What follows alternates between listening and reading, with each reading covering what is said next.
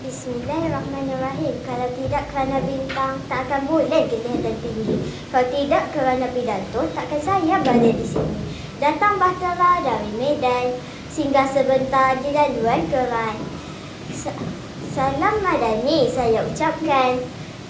Salam Madani saya hulurkan kepada warga Dewan Pembuka Tiran. Assalamualaikum warahmatullahi wabarakatuh.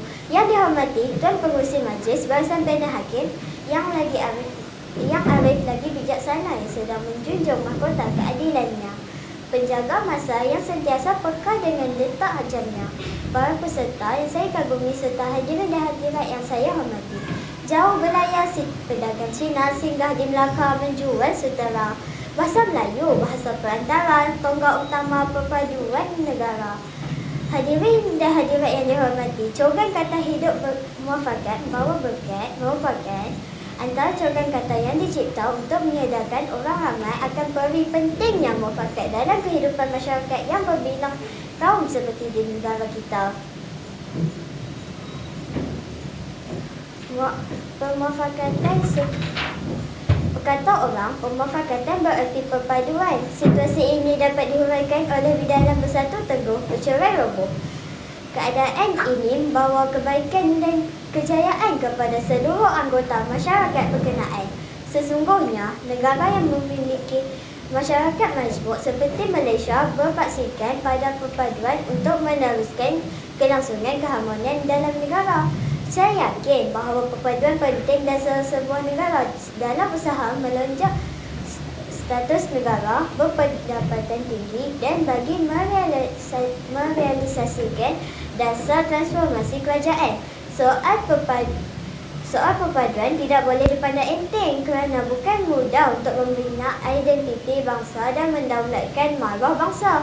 Usaha membina negara bangsa yang bersatu padu ini sebenarnya boleh dilakukan jika setiap rakyat mengerti dan akan kepentingan bahasa kebangsaan sebagai tonggak perpaduan setiap rakyat di Malaysia. Oleh itu, izinkan saya untuk menjelaskan dengan lebih terperinci tentang wacana ilmiah kita pada hari ini yang bertajuk Bahasa Melayu Tonggak Perpaduan Bangsa Malaysia.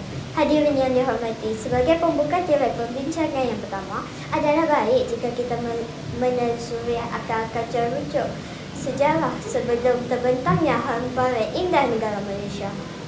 Apabila memorabilia ini membawa kita ke ratusan tahun yang lampau, nyatalah bahawa bahasa Melayu sudah berfungsi sebagai lingua franca yang didefinisikan sebagai bahasa perantara antara masyarakat pada zaman itu. Hal ini dapat dibuktikan dengan jelas apabila kita meneliti catatan ilmuwan Inggeris seperti R.O. Winston yang menunjukkan bahawa bahasa Melayu telah digunakan sebagai bahasa perdagangan yang mengeratkan hubungan masyarakat yang berkunjung ke Melaka ketika itu. Apabila daripada golongan pendeta sehinggalah golongan biasa, setiap insan di Melaka ketika itu berkomunikasi dengan bahasa tercinta kita yang tidak lapuk di hujan, tak lekang di panas. Tidak lain dan tidak bukan, sudah tentulah bahasa Melayu. Nah, apa lagi yang kita pertikaikan tentang kemampuan bahasa kebangsaan kita sebagai wadah perpaduan? Berdasarkan perkara ini, jelaslah bahawa hamparan sejarah jelas membuktikan bahawa bahasa Melayu mampu menjadi bahasa perpaduan yang cemerlang di dunia. Hadirin yang dihormati, melalui bahasa Melayu, sebuah konfrontasi buruk sangka dan salah faham antara kaum dapat dikikis dengan mudah. Saya suka untuk meminjam kata-kata pujangga daripada pendeta Sabah yang berbunyi, bahasa menunjukkan bangsa. Apabila kita melihat masyarakat bertutur dan bahasa Melayu, suara terang lagi bersuluh bahawa mereka ialah bangsa Malaysia. Daripada kata-kata hikmat tersebut, saya sangat percaya bahawa bahasa Melayu sikit sebanyak dapat mengurangkan semangat kecinaan, kemelayuan dan keindiaan. Hayya, ini balang mana dahaga.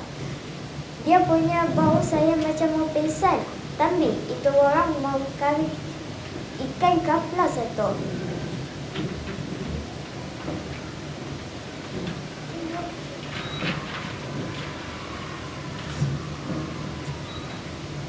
Oleh itu, sudah tentulah kucing kacil dan akan menodai keamanan negara.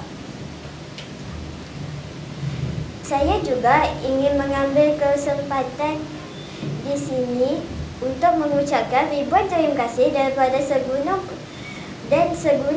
penghargaan kepada Kementerian Pelajaran Malaysia kerana mengembalikan mandat kepada bahasa Melayu dalam pengajaran sains dan matematik. Sesungguhnya, langkah ini dapat merapatkan jurang pendidikan antara murid-murid di luar bandar dan di kawasan bandar. Dalam soal keharmonian, sudah tentulah kita tidak mahukan sebarang jurang bertatah dalam kehidupan masyarakat. Pada pendapat saya, jurang itu boleh memecah belahkan perpaduan apabila bahasa Melayu kembali dalam pengajaran subjek kritikal ini. Sudah tentulah jurang itu dapat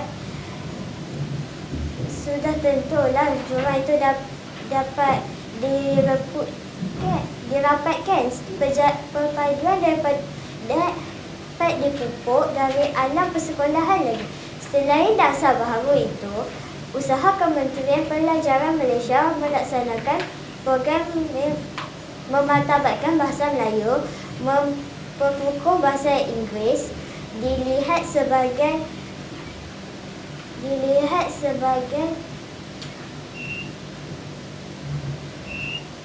wahana yang sangat utama untuk menjadi tonggak perpaduan. Pengisian yang jelas menunjukkan bahawa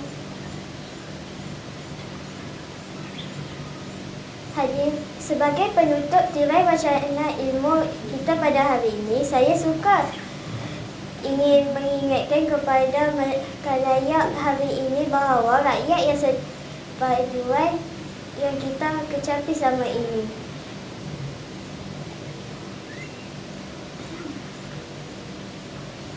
Tidak keterlaluan saya katakan bahawa insan inilah anasir yang menodai kebahagiaan kita di bawah berkat satu Malaysia. Oleh itu, sayangilah bahasa Melayu kita. Hormatilah bahasa kebangsaan kita kerana bahasa Melayu tonggak perpaduan bangsa. Sekian. Assalamualaikum warahmatullahi wabarakatuh.